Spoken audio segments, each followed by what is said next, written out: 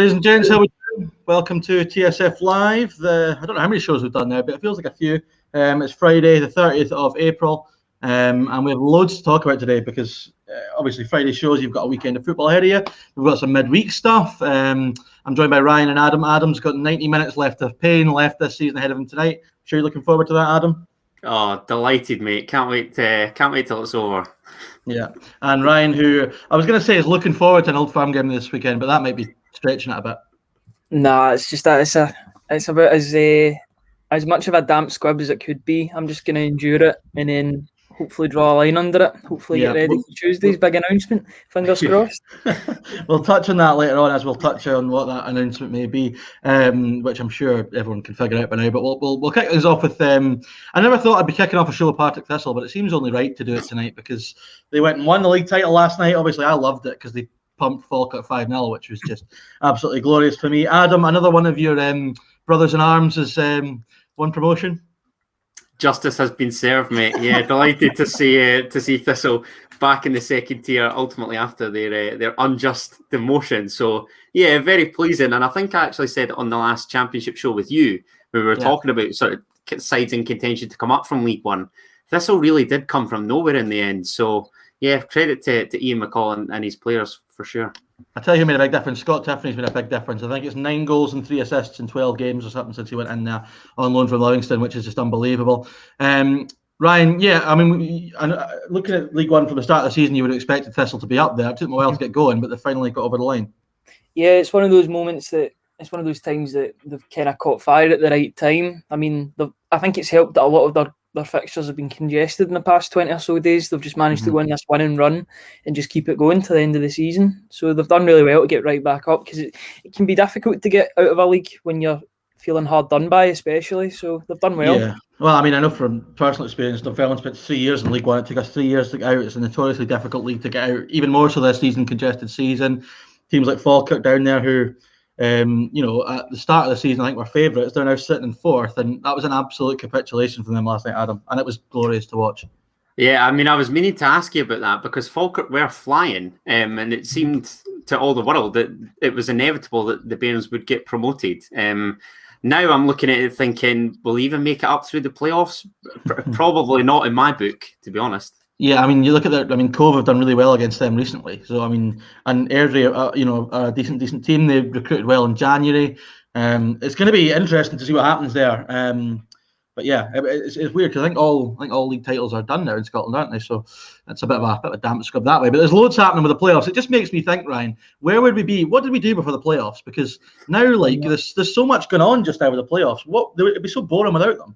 It really would be. I'm glad that they implemented them couple of years ago. How many years ago was that? About 5 or 6, was it? A bit longer, about 7, I think. 7, 8. I mean, I was going to say 2013, was it? 2013, yeah. I think that's right. There was so many teams that finished maybe second and they've just got nothing to play for. It's good that they've still got that avenue to go up the leagues. It's definitely good for the game. It keeps the interest going and it makes it more interesting for sure. Well, I'm definitely going to be in playoff fever next week, but we'll come on to that in the championship show, I'm sure. Yeah, I mean, looking at the rest of League One, obviously tonight we'll come on to the championship games. Morton play Arbroath and Ayr also play Inverness. All 3 teams who could finish 9th. Adam, if you're looking at Cove, Airdrie or Falkirk, say, playing a Morton or an Ayr, I mean, I don't know who I'd fancy. That'd be a really tough game. It would. I mean, I've spoken about Morton's sort of inability to score, so I can't see anybody but Greenock Morton occupying that playoff place. As for who comes up to potentially beat them, there's something tells me Cove, given the pressure that they seem to have applied to Falkirk and sort of Thistle consistently. Yeah. But like you say, Airdrie have recruited very well in January, so there's every chance. It's an absolute free hit for Cove, isn't it? Really, it is. Yeah, and I think it's sort of like the Wraith situation in the Championship, where nobody's sort of really expected us. I know Cove are quite ambitious; they'll have chucked a fair bit of money at it, but it's very much got a sort of Livy feel, I think you said, with regards to Rovers. So yeah, it's just a case of sort of having fun, if you like, in the promotion playoff. I don't think there's any real expectation, which could ultimately help them. Aidan Carlin says the smart money's on Cove to go up to the championship, got the winning mentality. That's an interesting thing, Ryan, because you look at whoever finishes 9th in the championship will have had a run of games getting beat regularly, and Cove are winning games. That could make a massive difference. Yeah, I always find that really interesting. They've got that sort of the team in the Championship, obviously the losers mentality, and then the team they're coming up against, even though they're the division below, they'll have a different sort of mentality. So it kind of evens itself out when the two teams play each other. It's always really interesting. It's another reason why the playoffs have been such a good addition to the league. Yeah, absolutely. And since we mentioned Morton and Arbroath, Adam, we talked about this last week. It's an absolute disgrace this game hasn't been televised tonight, because it is one of the biggest games in the country this weekend. Morton have been woeful for so long now. Arbroath, for all that they have good performances, they haven't. I mean, they're still only a point ahead of Morton, so it's a massive game at Gatefield tonight. I think we both predicted Arbroath wins. Are you changing your tune on that, Adam? No, like I say, I'm adamant that Arbroath will get the result. Just given some performances in the past few weeks, and like I say, I just don't know where the Morton goal's coming from. Which ultimately, I look at teams surrounding them, and I think I even said it in the last Championship show. They have players to hang their hat on, if you like. Morton, I don't think have anybody of that sort of ilk. Yeah, I mean, we look at their squad and the lack of goal scorer. Obviously, Arbroath got Jack Hamilton, which has been a big difference. Spunkford saying, what are you going to do when Spunkamania runs wild on you? McGinley, has Spunkamania ever ran wild on you? I've got to say, it has a couple of times. I don't want to talk about the experience that I've had. Oh, dearie me. That's why I love the comment section. Just again, anyone who's in the comment section, drop us any questions you've got, just any thoughts on anything about football. Otherwise, we like to have a bit of a laugh here as well whilst we're talking football. Yeah, I mean, just final thoughts for tonight's game for Hearts for you, Adam. Anything you looking forward to at all? Anything redeeming about tonight? Not particularly. You've been playing Magic since you won the league. I'm live on Gogsy's channel, so that's something to look forward to. That should be a good laugh. But other than that, that's obviously why I've brought the little retro number. But other than that, 90 minutes of hell, and just I wouldn't even say that I'm looking forward to next season. I'm sort of in some. I don't know. I'm in a bit of a dark place, wondering what's going to happen over the summer. You're ready for the off season. You're just needing it now. Yeah, need that break, mate. Honestly, absolutely. Just 3 months where I can forget about this football club, because it's just pain and more pain. I have to say, Ryan, I don't know if you'll have seen the celebrations for the Thistle fans outside Firhill last night, and the Thistle players. The difference between them and Hearts' celebrations was quite stark. I know, I quite like the celebrations. I know, obviously, you've got reasons why Hearts didn't want to sort of do the big celebrations and that, but you do like to see it. Partick Thistle getting back up and that. And it was good to see all the fans. I know I wouldn't condone it, but it's good to see all the fans celebrating. I'd condone it. I'd be out there. See if the Pars win the playoffs, I'm going to be fucking right over there at Dunfermline giving it big ones. And this is why when Rangers did it, I didn't criticise, because I thought, see, in the off chance that Dunfermline do get in that situation, I'm going to look like a right hypocrite. And I think there's a few Thistle fans that have been caught out with that one. But interesting. Jais in the chat, Jordan Gray says, will two teams get relegated from the top flight this year? Well, I mean, tomorrow's games are massive. It looks like, I think Hamilton are down now. And it's really risky to say that because, Adam, they are the perennial survivors. But Ross County have struggled as well. You assume it would be Ross County in ninth. Do you think that maybe a Wraith, a Dunfermline, or Dundee could beat them in a playoff? I'd like to say for you that Dunfermline could, but obviously it's the whole added fixture. You don't fancy it. I don't. No. I think I've got a horrible feeling that Dundee might, but do I really believe that Dundee are better than Ross County? Probably not. Is my thing. I don't know. I'll tell you what I would like to see, Ryan, is the difference in the wage budgets between the two, because I think it would surprise a lot of folk. Yeah. I mean, guys, I don't know if they're paying for Jason Cummins' wages, but I mean, some of the players have got there. Obviously, Charlie Adam as well. He's still kicking a ball for them. Yeah, it'd definitely be interesting. That's another one you could talk about the playoffs. Like Dundee would be coming into it probably quite confident that they could get a result against Ross County or whoever they were going to face. Yeah, it's like I said to you, David. I think Dundee's need is probably the greatest. Yeah, absolutely. And at least then, with fans potentially back next year, the Dundee derby should be a decent top tier fixture as well. So, yeah, you're absolutely right, and it's very similar. There's lots of parallels between League One and the Championship, and you've got Wraith and Cove who've got sort of free hits at this. Dundee and Falkirk who need to go up, and Airdrie and Dunfermline that are somewhere in the middle. So yeah, it's interesting. PJW says Ryan McGinley's forehead is very shiny. Have you moisturised or something before coming on here, Ryan? No, mate, I've got more of a 5 head than a 4 head, mate. I used to have a Justin Bieber fringe in 2012 to hide it, man. Got a wee bit more likes on Instagram and Facebook and that, but now I'm just embracing it now. Get the Vincent Company going. Mark says he wouldn't be surprised if somehow Hamilton managed to stay up. Well, this is something I mentioned in the podcast yesterday. you've obviously got, I think, what, 2 games left in the Premiership, or 3, I can't even remember now. But 3. it wouldn't surprise you if Hamilton went and won the last 3 games. Just that they've done it. They've done it so often. But hey ho. Jai asked a really good question here. I missed it in the chat today. A one-legged playoff final at Hampden, yes or no? And I'm assuming he means in terms of the Championship. Obviously, there's 2 legs just now. Something I've never really thought about, Adam, but actually now that I think about it, it's quite an exciting idea, that. Yeah, it would make a lot of sense. I think it also gives the kind of lesser teams in the lower leagues that incentive. It's a bit like the English system with sort of the English system with going to Wembley. You know, I couldn't tell you the last time the Airdrie were at Hampden, for instance. It was probably after beating us en route to the Scottish Cup or something. But so I'd quite like to see that. And obviously, then I think it helps with players rather than being fatigued over your 2 matches as well. And it's settled in one afternoon, so it could be quite tense if it goes to extra time, pens. So yeah, why not? My thing with that is, though, Ryan, is the Premiership playoff finals have been so entertaining over 2 legs. I can't remember a bad one. I think they've all been absolutely fantastic. And it's that dynamic of if you go into the second leg protecting a lead, if you're chasing the game. I think it comes down to whether you like 2-legged ties in general. I mean, me and Ryan talked about this the other day. I love them in the Champions League because I think the dynamic is so interesting. I'm not a big fan of away goals, but 2-legged ties are an interesting dynamic. Yeah, I actually do quite like the away goals. I like it better though with fans because I think you get more of an advantage with the fans in the home and away games. Obviously, they can't do them just now because of COVID. But I do like the idea of a one-leg final, just a one-off. I do like the playoff final down in England. I love the whole sort of. I know maybe the money's a bit disgusting how much they get in that, but the whole spectacle's brilliant. It feels like a massive game. But at the same time, I do like the 2-legged affairs. The playoffs are just fantastic. I'm a massive fan of them.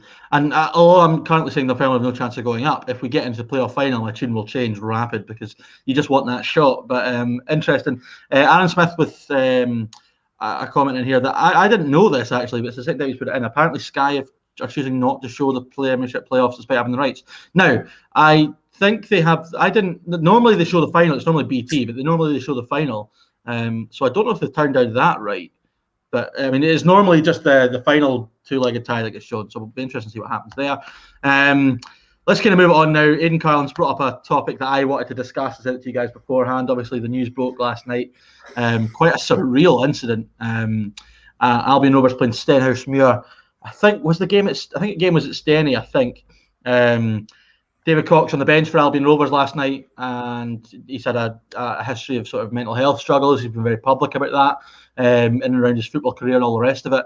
And he was I don't think he was playing, he was on the bench, just for anyone who doesn't know, was on the bench last night and took some of the most ridiculous abuse I've heard at a football ground in a long time from a Stenhousemuir player. I think it was Jonathan Tiffany, said to him he should have done it right the first time in regards to his suicide attempt back in the day, which is one of the most like scumbaggery things you could even like possibly think of saying. And as David Cox himself said, it's one of those things where it's going to be his word against his, and it'll be like the Kamara incident, nothing will get done. And Ryan, I think it's quite fitting to talk about this now because obviously we've got the boycott of social media this weekend. Obviously this isn't a social media incident, but this sort of abuse in Scottish football is just sickening. It's almost quite annoying that we do have the boycott this weekend because I feel like more coverage needs to be put on this. Obviously you want to hear the whole story, you want to hear both sides before everything comes out and everything's sorted. But if it is true, it's absolutely shocking. And the boy Tiffany should get the book thrown at him, at least, by Stenhousemuir. I know his brother's doing really well for Partick Thistle, but on the other end, that's a shocking incident if it is to be believed. But I don't see why Cox would go and make a Facebook Live if it was false. I mean, if you just have to watch, I don't know if you've seen the video, Adam, but you could see the boy was he was a wreck. Like he was getting emotional as he was filming. You could see the anger from him, and it's hard to even because I hate situations like this, and it's the same with the Kamara one. You could see when you watched the Glenn Kamara incident, you just knew what happened. Everybody knew what happened, but it still comes down to his word against Kamara's, and it's why, as much as we all want to see more action, it makes it difficult for the governing bodies to do with specific incidents. Obviously, they could all do more, Adam, but it's such a horrible situation in general. No, totally, mate. And I think he did very well in his video to actually remain as composed when talking about such a horrible situation. The whole David Cox abuse thing, it's nothing new, because I can recall doing sort of a men's mental health in football topic for college. So this is a good few years ago. And even then, I think he had it sort of from an opposition fan saying a very similar, if not the exact same message. So why these folk get sort of this message in their head or this incentive to say something like that? It's just absolutely baffling, and it makes you wonder if they're suffering just as much as he is in order to like say that. Like, where does that even come from? I don't know. It's wild. It's absolutely mental. I mean, I hope this incident gets the attention it deserves. Just a little bit of the fallout from it. Stenhousemuir immediately, I think Steny have handled this brilliantly, by the way, as a club. Just want to make that point, because a lot of the times, obviously, we saw what Slavia were like with the racism incident. That was a shambles. Steny immediately called for an investigation. I think they've suspended the player pending the results of the investigation. So I think from a Stenhousemuir point of view, they've done everything they should have done. And obviously, I haven't touched this yet, but David Cox said last night that's him retiring from football. And I thought one of the most tough things that he said was he doesn't get paid enough to deal with it, and the fact that that's even like, if he gets paid enough money, he should be able to deal with it. Do you know what I mean? Like that's how mental it is. We think that like the players on millions, because they earn the money, deserve that abuse. It's wild, Ryan. It's absolutely wild. Yeah, that annoys me. It always annoys me when fans say that they say, "Oh, he earns X amount of money, he should be able to deal with that." No, but at the end of the day, they're humans. They're just like us. I know people might not want to hear that, but they are just like us. The only thing that separates us is what they have in their bank account and the way they deal with things. I think more needs to be done for these players to help them, especially when they're out of the game as well, because a lot of these players struggle. Yeah, it's mental, and I think that the overwhelming sort of feeling about this is that the footballing authorities need to be doing more. You know, I've heard a lot of people going up. Obviously, the social media boycott is in action this weekend. I've heard a lot of people with mixed views on that. I mean, personally, for me, I think the fact that we're even having the discussion based on it shows that it's doing its job. If it can encourage more people to talk about how we deal with online abuse, then surely that's worthwhile. Yeah, I mean, these topics are something we can talk about for a serious length. There's videos on this in the future just on these sort of topics. But yeah, I mean, obviously, everyone here, TSF, standing with David Cox. Obviously, glad to see that the football world is tending to do that, and hopefully something gets done about it. But we're going to move it on now. We're going to move it on. Let's try and lighten the mood. Obviously, it's good to have these serious discussions, but we like to balance these things out. It's a Friday night after all, so let's talk about the absolute funniest story in Scottish football today: the Tunnocks Caramel Wafer Cup. Joint winners for last season: Wraith Rovers and Inverness. Adam Kennedy, your thoughts? What a total embarrassment. Honestly, we want the Scottish game to progress, year upon year, be taken seriously. Joint champions? Really? I know. What other footballing nation would declare two teams joint champions? Somebody riddle me that. Yeah, the equivalent is, the sketch on Soccer AM with Jimmy Bullard, where they both do... Football's the winner. Football's always the winner. That is the equivalent of it. That's what it is. It's mad. And one of the most ridiculous things is, first of all, they're giving both sets of players a medal. What players cherishing that medal? I mean, dearie me. And they're giving out half and half scarves for that as well. And listen, I am well aware that we've got a cramped football schedule, right? But why couldn't pre-season next year Wraith and Inverness just play for that? I don't understand it. It makes no sense whatsoever. But on the Challenge Cup, I'm refusing to call it the sponsor's name because it's just a joke. It was all right when it was the Iron Brew Cup. I quite liked that. And then the Ramsdens was quite iconic because of Rangers carry on with that. But the best thing about the Challenge Cup is, and Adam, you haven't experienced this because it hasn't been going on this year, is when you get no, it's not, because this is brilliant, right? Is when you draw one of the Irish, Welsh, and English teams away from home, and it's just a weekend on the piss down south. It's absolutely fantastic. We've done it once, and I would honestly rather that than win the fucking trophy. It's the most tin-pot competition in football, and that was just an absolutely mental. It's funny you say that because one of my pals informed me about his trip to Boreham Wood away. Oh, said that was just unbelievable. So listen, maybe I am sort of downplaying the importance of a good away day that this cup competition can bring. Absolutely. Let's move it on. We might as well talk about the main man who's always the main source of headlines about Scottish football, Mr. Edward Howe, Ryan McGinley. This is like Groundhog Day all over again, isn't it? As Groundhog Day, the same thing, on and on and on and on. But it seems like we're finally getting to a conclusion with it. All the stories. You're saying Tuesday? Yeah, I think everything makes sense for Tuesday because Celtic's, come on, at the end of the day, when we get out of this boycott, Celtic will want the headlines at the end of this. They'll be wanting to be the main story. So I think Tuesday morning it'll be. Or if they want to be cheeky, do it at midnight. Post like a cherry at midnight. A cherry and a lemon or something. I don't know. I'm just trying to make up ideas for them. But if I'd have told you at the start of this season that come the start of May, your most excitement was about a cherry emoji on Twitter, what would you have said? Do you know, nothing puts it past it. Nothing surprises me about Celtic anymore. So I'd be like, fair enough. This season's been a disaster. I just want some positivity in my life. Adam, I've talked about it a lot on this channel. How do you think we've had your opinions on this in TSF? Eddie Howe to Celtic, good appointment in your opinion? Yeah.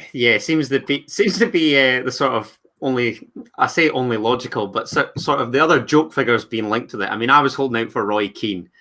That the fact that he was sort of second favourite or whatever, I think speaks volumes. And yeah, I very much said, I think it was on the live with Ryan and Kieran, that it does sort of, it screams Brendan Rodgers 2.0 for me, and that he is perhaps haggling back for a move to the Premier League. And if he uses Celtic as that stepping stone, I don't think he's going to be that bothered. Celtic fans might be, but he might not be.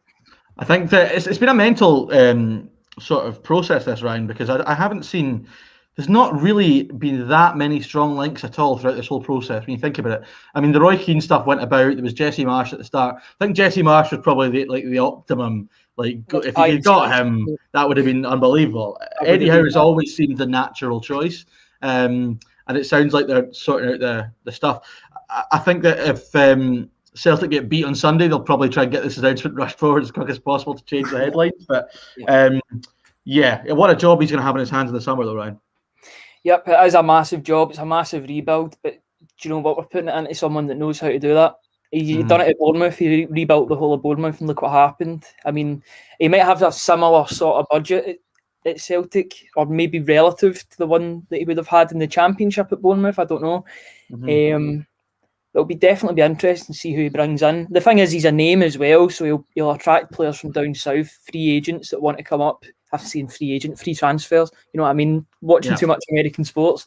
But he'll definitely bring in some bigger names, I would say, from down south, or more reputable names. It's not that long ago that I remember him being linked with the Arsenal job very, very heavily. I think that I've heard a lot of people say that it's laughable stuff about it.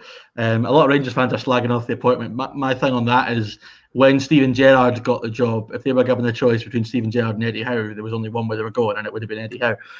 But yeah, and there's no doubting the size of the task he's got, and there's obviously no doubting how good a job Gerrard's done. So I am really hoping that Eddie Howe gets the job, because that will be a proper, battle of two good coaching teams, two decent teams, and it'll be what this season should have been. But we'll leave the Eddie Howe chat for the Celtic Thunder, which I think is out now, or maybe out tonight. I'm not sure. Yeah, I'm sure there'll be a lot of that on there for any Celtic fans watching. Let's move on to another wee bit of news.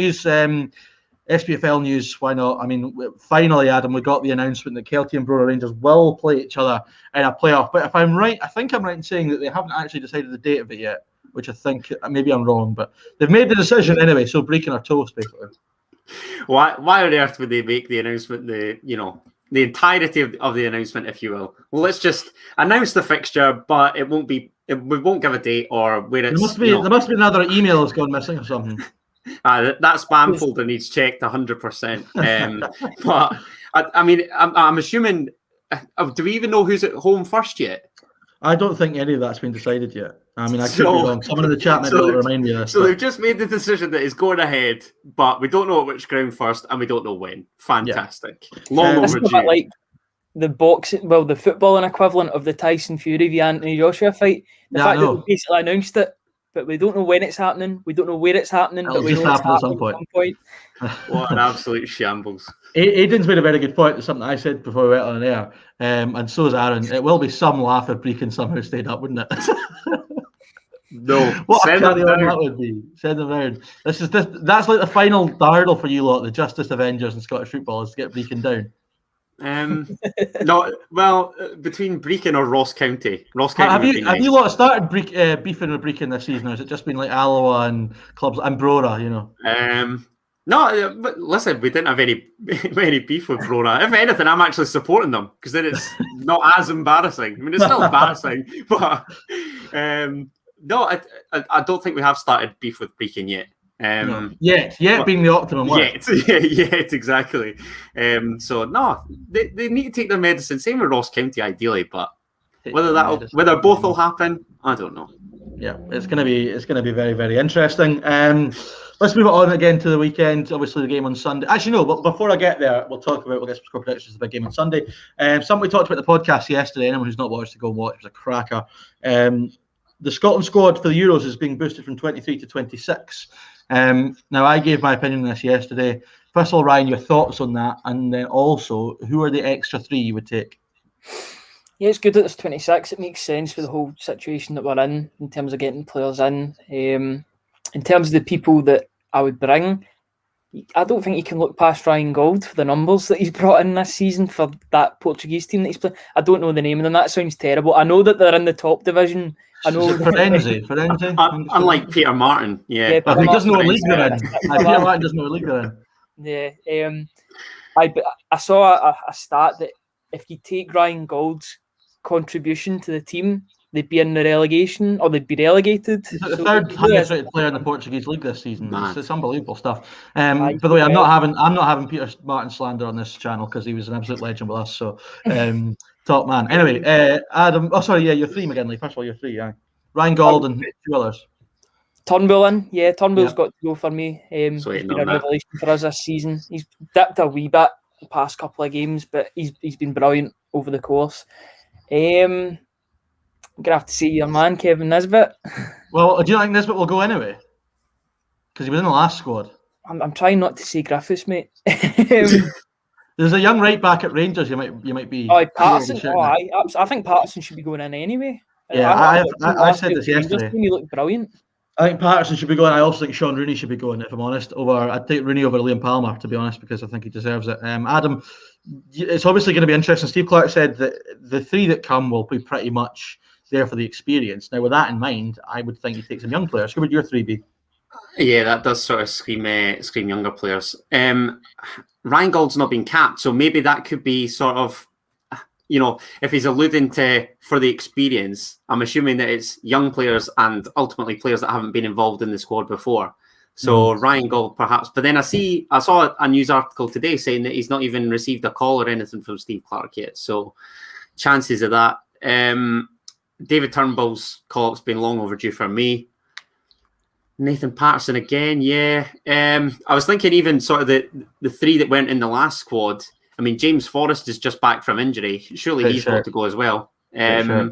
So, yeah, sort of any trio of that sort of quartet for me. I can't disagree with any of McGinley's shouts, to be fair. Would it shock any of the 3 of us if the 3 were Ollie Burke, Ollie McBurney and John Fleck or something like that? It honestly wouldn't shock me at all. My one wee thing, I would love it to be predominantly young guys, and I know Ryan Gold isn't the youngest anymore, but he's still at a really good age. If there's a situation in which Andy Considine looks like he's going to get bummed out, you wouldn't begrudge it if he was one of the 3, would you? No, not at all. I mean, he's done well. He's got his call up. He got the song, the Yes Sir I Can Boogie going. Did well when he played as well. Mm-hmm. Will be bizarre to have that sort of Yes Sir I Can Boogie, fever, and ultimately he's not in the squad. That would be typical Scotland. Yeah, a wee bit like Will Grigg, the whole Will Grigg situation. Yeah. Andy Considine can just go on the open goal boogie bus down to London. That would be fine. There's enough service. You'll be booked either way. A good shout here from Stuart Keane. Aaron Hickey for right back. Now, Adam, obviously you'll be well versed in the abilities of Aaron Hickey. Obviously, predominantly a left back, but can play admirably at right back. He's someone that's he's doing all right in Italy, but I think he is still predominantly playing on the left. Do you think that's a shout, maybe? Potentially, although it might be too soon. I noticed Aaron Hickey's season's been stop-start. I think he contracted COVID. He's been injured. Recently, I saw him suspended. So he's not really been able to nail down kind of a starting berth for Bologna as of yet. I know that sort of the club, the allure of, Italian top tier, you might want to take him, for instance, but And obviously for versatility, I think it will help in the squad. But for me, this might offend most of my fellow Jambos here. I've probably opted for Nathan Patterson over Hickey, to be honest. Well, it's a good point you've made there. It's something I was just going to say. About 6 months ago, I was very much of the opinion, let's get Aaron Hickey and play him at right back, because we need... O'Donnell and Palmer are fine, but it is the one area of the Scotland squad for me that I think we're really lacking quality. But with the emergence of Nathan Patterson, that to me kind of changes things up a bit. We've obviously got a young right back who there's no doubt he will eventually be capped for Scotland. But yeah, an interesting one. One final point on this I want to make to you, McGinley, because it's something that I thought about yesterday. Ranggold and David Turnbull, is taking the both of them a bit counterintuitive. They play the same position. It is, yeah, but I mean, I think Turnbull can play as a sort of centre mid as well. He can also drop deeper a wee bit. He played there for Motherwell, I'm sure. He's quite versatile in that position. I would like him to go for the experience, but at the same time, like your club love as well goes into it, and you'd want him to get a proper rest over the summer. So I wouldn't be angry either way. I mean, if he doesn't go, I'd be gutted for him. But at the same time, he'd get the summer off, and then he could come back reinvigorated. Like, I could be saying the same for Cal McGregor, but I obviously want the best for Scotland. Yeah, there's no doubt that Nathan Patterson, David Turnbull, they'll be capped for Scotland eventually. That will happen. Billy Gilmore's one we haven't mentioned, not really playing much for Chelsea, obviously an unbelievable talent, but again, his time will come. Jai's saying Matt Targett is available for Scotland, eligible. Unlikely, but would you take? I mean, I'd definitely take, but I think he's one that's maybe on the fringes of he might still have a slight hope of being in the England squad. Yeah, he's having a good season for Aston Villa. I seen him the other night, or I saw a tweet about him the other night saying he was having a great season. So it all depends on his aspirations in terms of England. I don't know if he's got a move in the offing. Maybe a bigger team will want to get him. It's a bit of like a domino effect. Then if he goes to a bigger team, then he might get a call up. But they're quite loaded in terms of fullbacks anyway. So he might get more of a chance, or more of a look. In fact, he definitely will get more of a look in if he chose Scotland. Apparently, Harvey Barnes is also eligible, but there's zero chance of that. There's no chance he'll go to Scotland. Absolutely zero chance of that happening.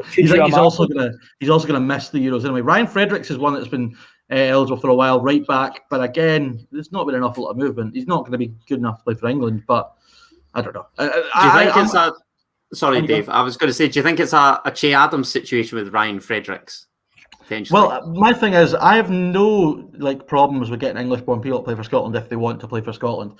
You just have to look at Scott. I mean, listen to Scott McTominay speak. He's got the most English voice in the world. But I mean, in Serbia, it meant more to him that looked like than anyone else. He absolutely loved it. Lyndon Dykes gives his absolute all for Scotland. If boys are willing to come and do that, I'll take anyone who wants to play for Scotland. The difference is that McTominay, if he was to get called up by England, and I think he would have by now with his performances this season for England, if not for England, for Man United, that sounds terrible. In England, he's more of a main role in this team, but he'd be a bit part in England. And that's the difference. You can get that sort of showcase for your own abilities. Yeah, but also, I mean, you just see the passion he's got for playing for Scotland. Fantastic stuff. Let's move on from that. We're about to round things up because I'm getting pissed tonight, so I want to round the show off pronto. McGinley's in the water today. No tinnies there. No, I had a can of Monster earlier for the Celtic Thunder. So nice. Contractually, I'm doing. Need a can of Monster to get you through listening to Ryan for an hour. Is that not bleach? No, Oh, fantastic stuff. Right, let's move on to. I just want predictions of you two for the big game at the weekend. First of all, Adam, from a neutral point of view like myself, this is very much, I think, the biggest damp scrub of an old firm in a long time.